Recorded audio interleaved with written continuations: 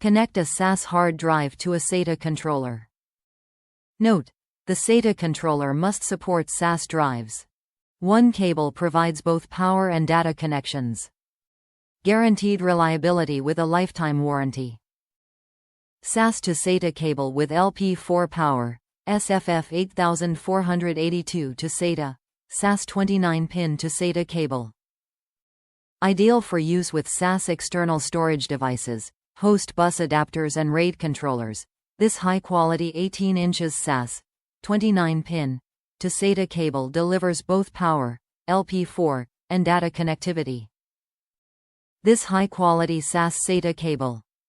Please note that the SATA controller must support SAS drives. Top reviews from the United States. So far, so good. Does what it says. This is not going to convert SATA to SAS.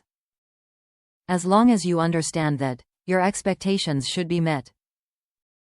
This simply converts SAS connectors so that you can connect to SAS hard drives designed for servers. My application is simply to take old server drives and scrub, then encrypt them for disposal.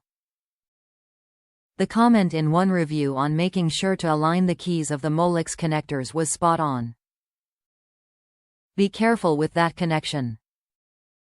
Best of luck.